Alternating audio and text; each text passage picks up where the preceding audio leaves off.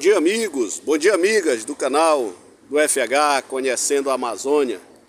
Eu estou aqui na frente do Teatro Amazonas, uma das arquiteturas mais bonitas do mundo, para falar para vocês o seguinte: hoje, dia 18 de fevereiro, aqui está sendo velado o corpo do político amazonense mais importante da minha época, o senhor Amazonino Mendes, irunepéense, um grande amazônida, um grande amazonense. Amazonino nasceu em 1939 no município de Irunepé e ele veio para Manaus, é formado em Direito pela Universidade Federal do Amazonas. Ele ingressou na política como prefeito nomeado pelo então governador Gilberto Mestrin no ano de 1983. É bom lembrar que naquele período de ditadura, mesmo em 83, quando estava acontecendo a abertura política, mas os prefeitos das capitais, eles eram nomeados, tá? Já tinha eleição para os municípios do interior, mas a capital ainda o prefeito era nomeado. E depois ele foi eleito governador no ano de 1986, tá? Governou até 1990, depois em 95 ele se elegeu novamente. Ele foi também senador da República, foi prefeito de Manaus várias vezes. Então o amazonino, a história do Amazonas da segunda metade do século XX e também nas primeiras décadas do século XXI se confunde com o nome de Amazonino Mendes. O Amazonino Mendes, que trabalhou muito por todos, mas ele tem um olhar diferenciado pela população do interior, pelo fato dele ter nascido em Irunepé. Um olhar especial para a população sofrida do interior do Amazonas. E eu digo isso porque eu sou de Lábrea, do Rio Purus, na área rural, nasci na área rural do município de Lábrea, e eu percebi que o amazonino, ele cresceu olhando o sofrimento do seu povo. Não que ele não tenha trabalhado muito pelo povo da cidade, sim, ele trabalhou bastante. Mas no interior, o povo é muito grato a ele, porque ele transformou a vida de pessoas. Quando eu morava no interior de Lábrea, e eu sei que em Irunepé é mais ou menos do mesmo jeito, a gente não via saúde. Eu morei 20 anos no interior e não tínhamos acesso à saúde, entendeu? Muitas mulheres lá morriam de parto. As mulheres têm filho praticamente todo ano. Conheci muitas famílias, só ali na comunidade de Amparo, Novo Brasil, Remanso, Sebastopol, São Carlos, Bananal. Muitas mulheres tinham 3, 4, 5 filhos, no 6º filho morria. E na educação, nós não tínhamos como estudar praticamente, porque tudo era muito difícil. Era difícil você reunir as famílias para poder educar as crianças. Então, como era que funcionava naquele tempo? O seringalista tinha que reunir uma quantidade X de criança, arranjar uma professora, mandar o projeto entregar na prefeitura, que mandava para a Secretaria Estadual de Educação, e depois aquilo era aceito, né? Mandavam a merenda, os livros, material didático, o salário da professora e só. E as famílias tinham dificuldade para chegar na escola, porque as pessoas se distribuem ao longo do rio de acordo com as estradas de seringa. As seringueiras da Amazônia, elas nascem muito espaçadas, né? Nascem aleatoriamente. Então, para você reunir 400 seringueiras numa estrada, que é o que compensa cortar, trabalhar na seringa, você ocupa uma área muito grande. Então, ali você tem 2, 3 estradas de seringa, aquilo é para a tua família. As outras famílias vão subindo mais 2, 3 quilômetros ao longo do rio, mais rio acima, ou mais 2, 3 quilômetros rio abaixo, para poder fazer a sua estrada de seringa. E isso dificulta as crianças chegarem na escola, haja vista que o único transporte é pelo rio, né? De canoa a remo.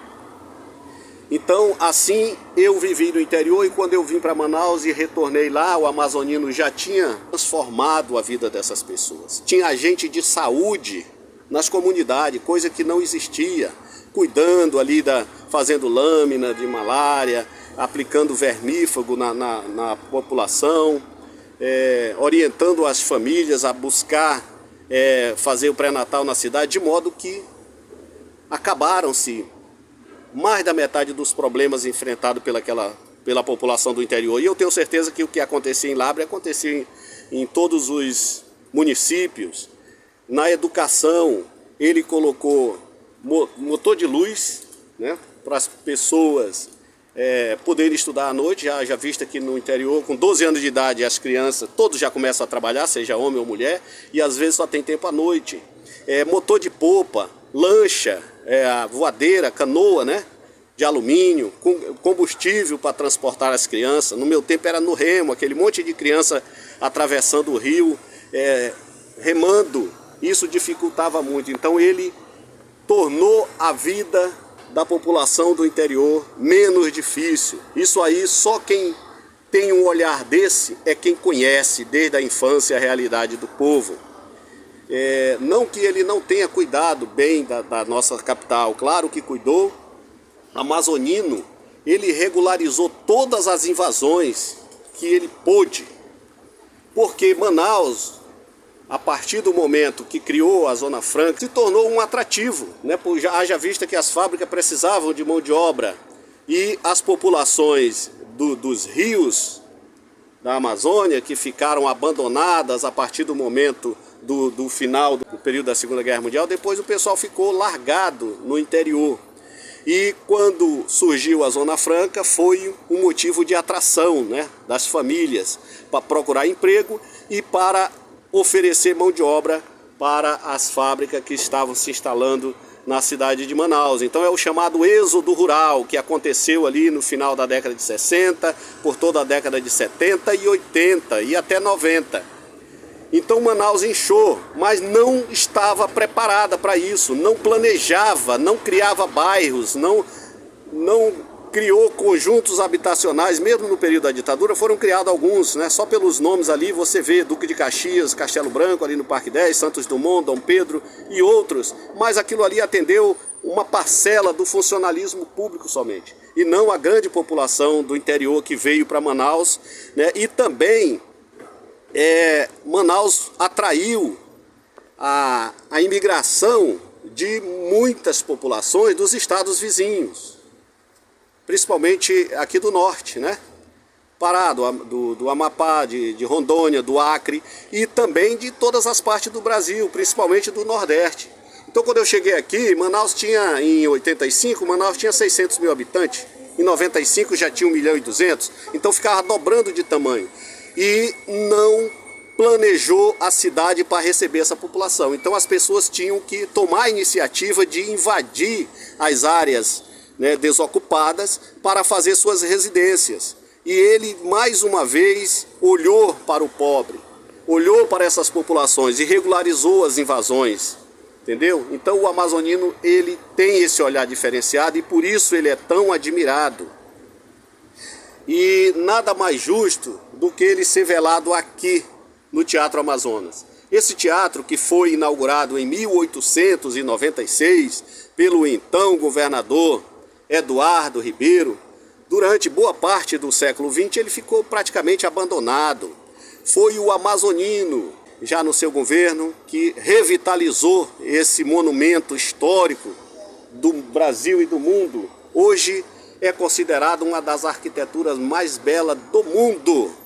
E ele também defendia que a arte clássica fosse acessível ao povão, fazer projetos, espetáculos com ingressos acessíveis para o povão. E hoje ele conseguiu trazer também o povo para dentro do teatro, dessa vez para se despedir dele. Grande aparato aqui de segurança. Eu acredito que agora vai sair o cortejo para a última morada do nosso grande líder. Eu o admiro e me identifico muito com esse brasileiro, com esse amazônida, com esse amazonense e com esse grande manauara, Amazonino Mendes. Que Deus o tenha, que Deus conforte a sua família. E eu estou aqui, pessoal, para prestar uma homenagem a esse grande brasileiro, a esse grande político que se preocupou a vida toda com o nosso povo e principalmente com os mais carentes. Então nós somos todos gratos a ele. Se eu tivesse no interior na época que ele assumiu, eu não teria vindo embora de lá para Manaus, porque tudo que eu queria era estudar. E isso não era possível lá. E hoje, todos os anos eu vou em Lábrea, vou lá no interior e tem aula de manhã, de tarde e de noite. E tem todo esse apoio, né, por causa do pontapé inicial dado pelo nosso grande Amazonino Mendes. Não é amado por todos, mas é amado pela maioria, tá certo? Então fica aqui o nosso registro para esse grande político. E eu queria ressaltar também, o Amazonino ele deu também motosserras para as comunidades, uma motosserra por cada comunidade. E isso é para você fazer um roçado. Apesar das plantações na Amazônia acontecerem principalmente nas margens dos rios, uma situação muito parecida com a do Rio Nilo, que é muito fértil a nossa restinga. Então, quando o rio enche e seca, ali você tem uma área muito fértil para plantar feijão, mandioca, girimum, melancia, batata.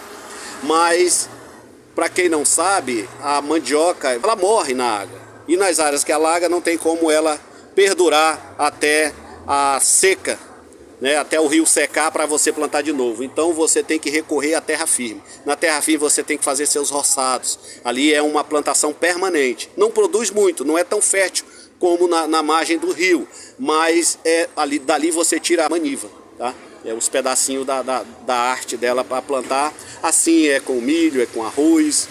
Então as pessoas precisam. E no entanto os adversários disseram que a Amazônia foi desmatada porque o amazonino deu motosserra para o pessoal desmatar. Negativo.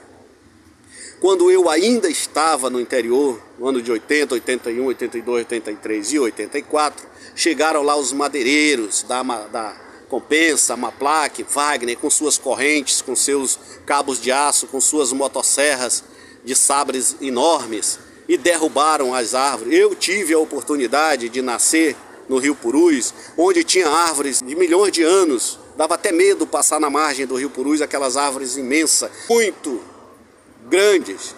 E eles chegaram e derrubaram tudo.